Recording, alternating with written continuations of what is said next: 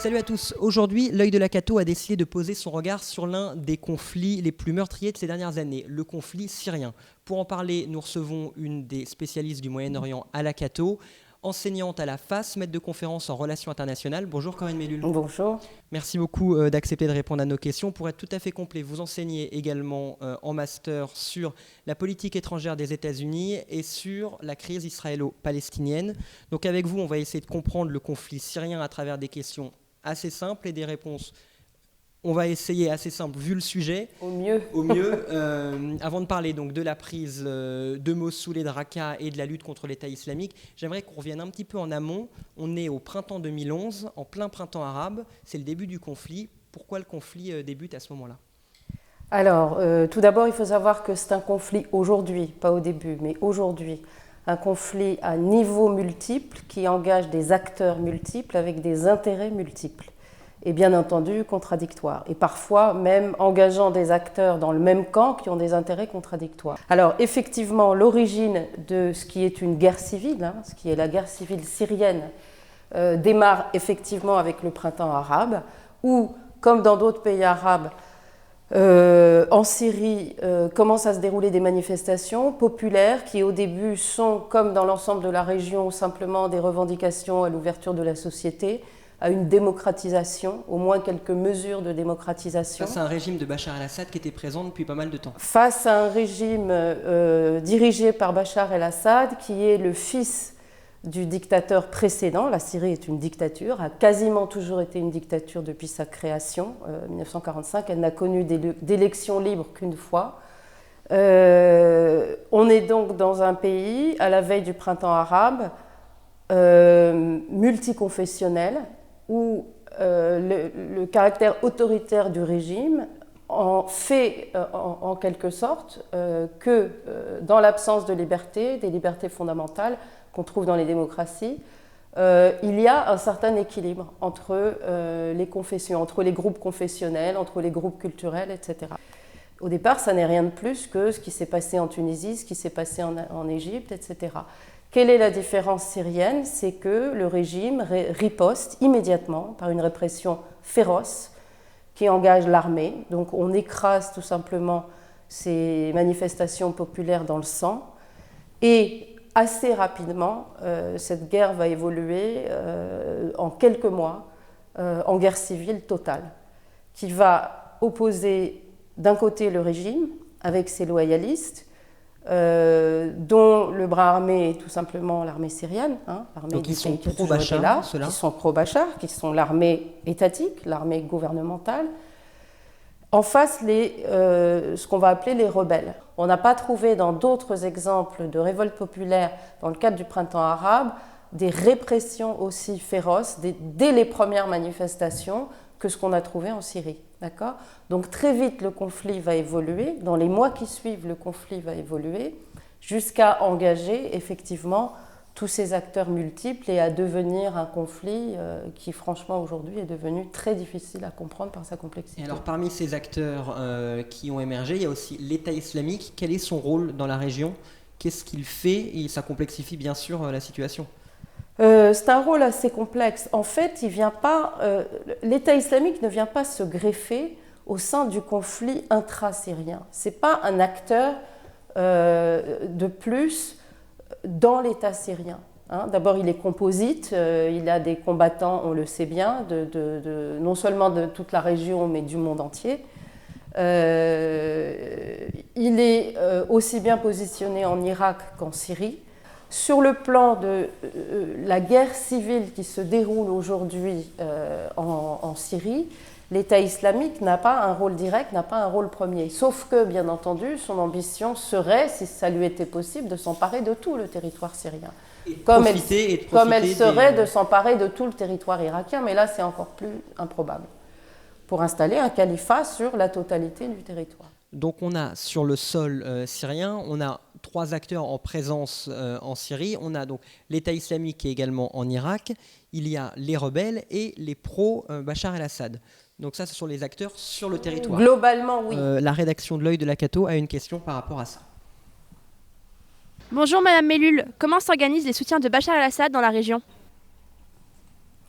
Alors, les soutiens de Bachar el-Assad dans la région. Les alliés les plus proches d'un point de vue géographique, ce sont d'une part le Hezbollah libanais, qui est situé essentiellement au sud du Liban, mais qui est aujourd'hui, au départ a été une milice, disons plus ou moins terroriste, qui est sur la liste des groupes terroristes, par exemple, du département d'État, etc., qui a envoyé des troupes, qui a des combattants qui combattent aux côtés de l'armée syrienne, donc ça d'une part.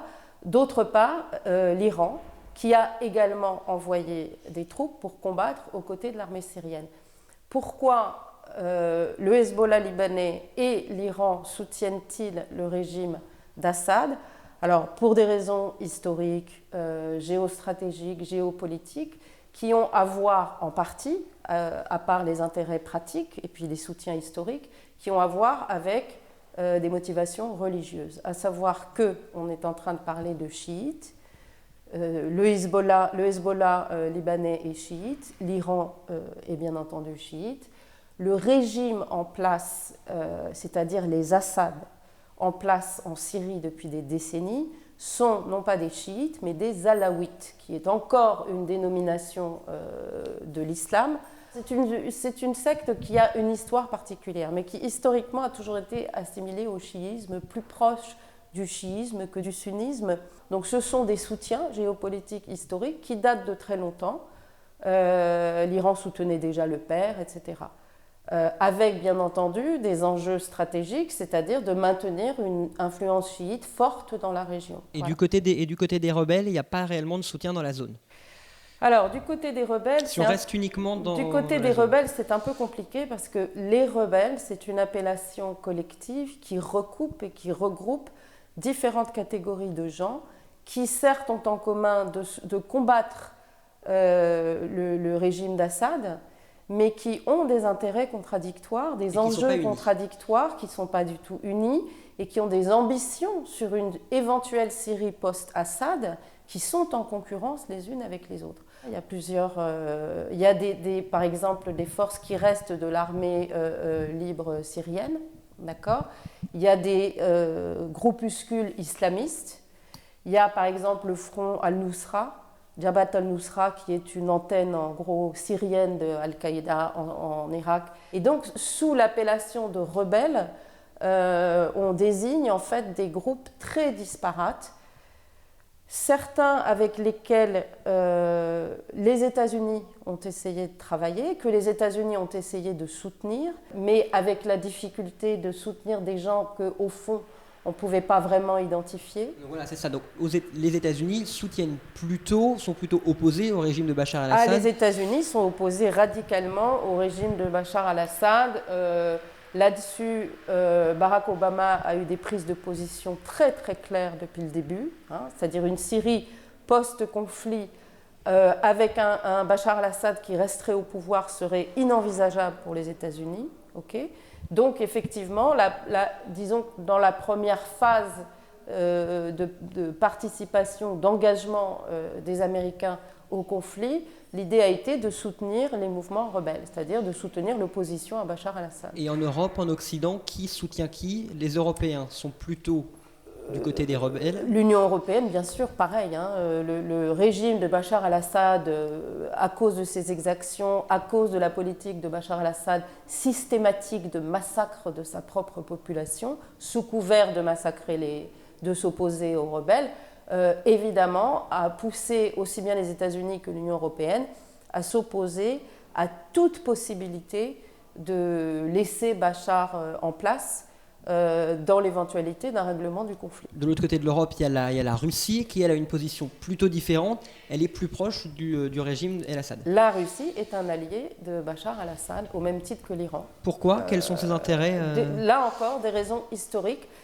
Avant la Russie, il y avait l'Union soviétique. L'Union soviétique était l'allié numéro 1 de la Syrie de Hafez el-Assad, le père, fournissant la Syrie en armement, en conseil militaire. Et la Russie reste engagée vis-à-vis du régime de Bachar el-Assad, comme elle l'a été vis-à-vis du père, pour des raisons qui sont très faciles à comprendre. La Russie dispose grâce à ses bons rapports avec le régime syrien, d'une base, notamment d'une base navale à Tartous pour sa flotte, sur la Méditerranée. La Syrie, en fait, c'est le seul débouché sur la Méditerranée pour la flotte russe. D'accord ? Donc c'est très important pour eux, parce qu'à part la Syrie, ils n'ont aucun accès à la Méditerranée. Alors depuis quelques semaines, donc c'est ce qui nous a amené à vous rencontrer, il y a des bombardements incessants, que ce soit sur Alep, sur Raqqa, ou même sur Mossoul. Les cessez-le-feu ne sont pas respectés. Alors là, d'abord, Alep.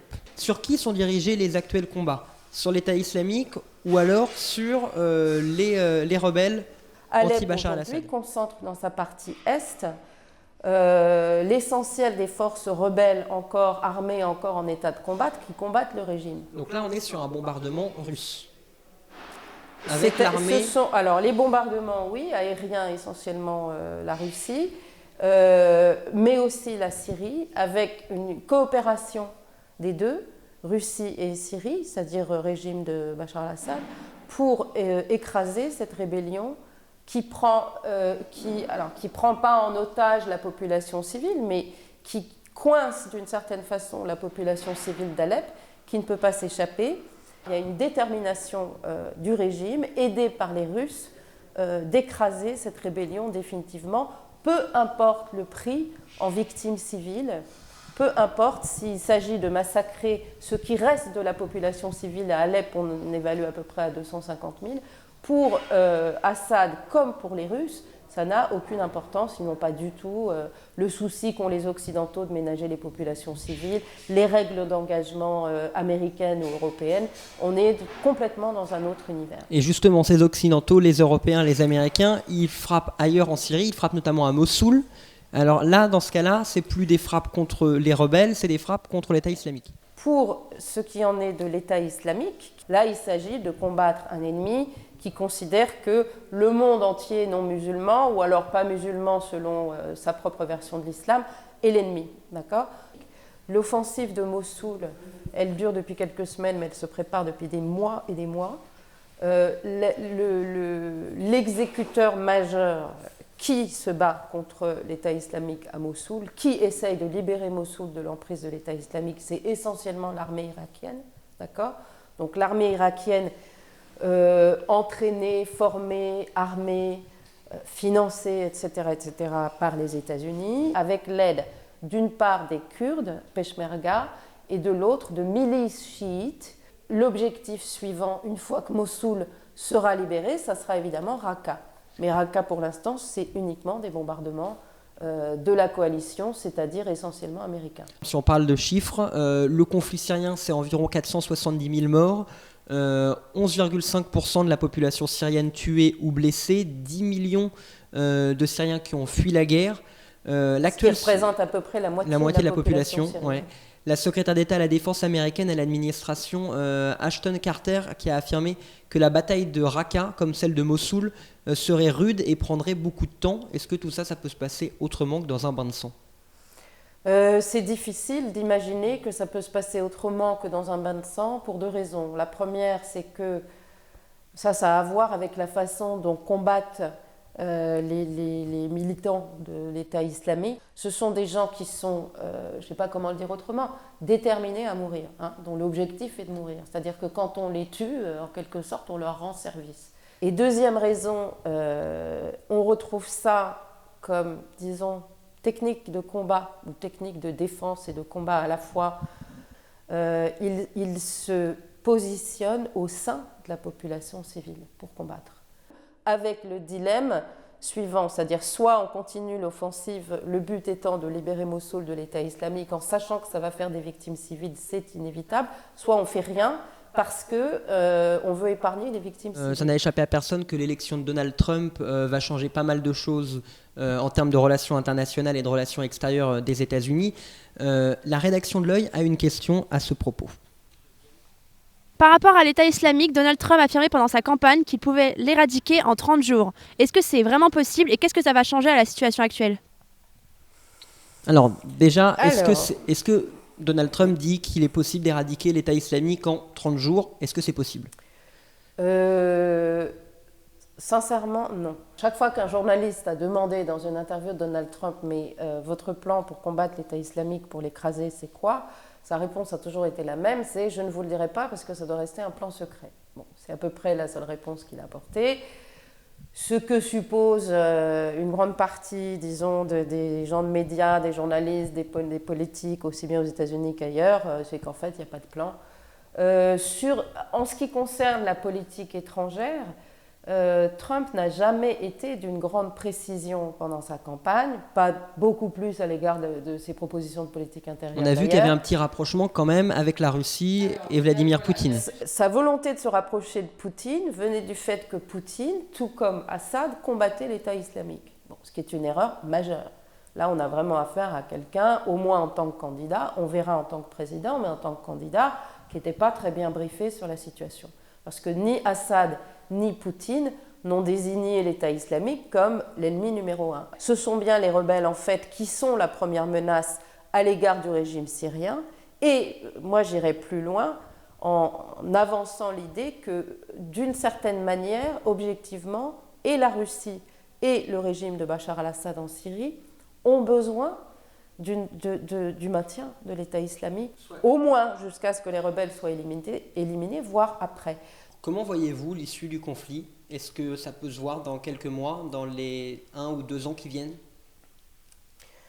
C'est très difficile à entrevoir puisque du côté américain au moins, on est dans l'opacité totale. Jusqu'au 20 janvier au moins. Jusqu'au 20 janvier au moins, voire plus. Donc il va falloir attendre que se mette en place une nouvelle administration. Il va falloir attendre que Trump définisse ses objectifs. Si on se base sur ce qu'il a dit pendant sa campagne, on peut imaginer qu'il y aura effectivement un rapprochement avec la Russie, que Trump, contrairement à Obama, n'hésitera pas à faire de la condition du maintien d'Assad dans une Syrie post-conflit pour soutenir un processus de résolution, c'est-à-dire ce que les États-Unis et l'Union européenne se sont toujours refusés à faire. Mais est-ce que ça passerait au niveau de l'Union européenne? Trump le ferait. Alors là, à l'Union européenne de commencer à définir ses positions, peut-être de moins en moins en référence par rapport aux États-Unis, de plus en plus de façon autonome. Enfin, il faut quand même savoir que l'Union européenne n'est pas un acteur diplomatique majeur. Elle n'est pas en mesure, dans l'état actuel des choses, d'avoir un poids suffisant ou de constituer un contrepoids face aux deux géants russes et américains. Face aux Russes et aux Américains qui, par exemple, s'entendraient pour maintenir Assad en place dans une Syrie post-conflit. Donc ça, c'est une voie d'évolution possible. Qu'est-ce que ça voudrait dire? Ça voudrait dire qu'éventuellement, il y aurait une pacification, je ne sais pas comment, il y aurait un processus diplomatique éventuellement qui... mais on n'imagine même pas des partis venir participer à ce processus diplomatique et commencer à négocier. Merci beaucoup d'avoir accepté de répondre à nos Merci questions. à Je vous. rappelle que vous enseignez les relations internationales à la FAS et que vous êtes une spécialiste des questions du Moyen-Orient et notamment du conflit israélo-palestinien. Merci beaucoup. Quant à nous, on se retrouve très bientôt pour une nouvelle entretien dans l'œil de la Cato. Merci à vous.